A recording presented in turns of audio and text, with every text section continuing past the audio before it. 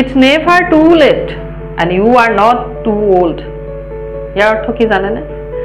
যে আমাৰ বহুত মানুহে এইটো মনৰ পৰা মানি লয় যে মোৰটো এতিয়া বয়স হ'ল, মই কি কৰিব পাৰিম, মই একোৱে কৰিব নোৱাৰিম। But this is wrong. আপুনি এতিয়াও আৰম্ভ কৰিব পাৰে, আনকি আপুনি জীৱনত বেছি ভালকৈহে আৰম্ভ কৰিব পাৰে।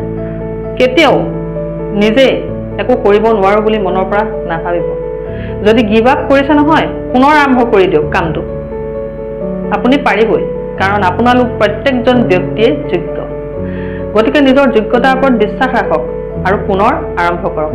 It's never too late and you are not too old.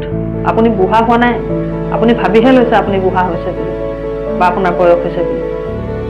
আপুনি কৰিব পাৰিব, দৃঢ় বিশ্বাস ৰাখক। Start now, start now, start now. এতিয়াই আৰম্ভ কৰক, এতিয়াই আৰম্ভ কৰি দিয়ক।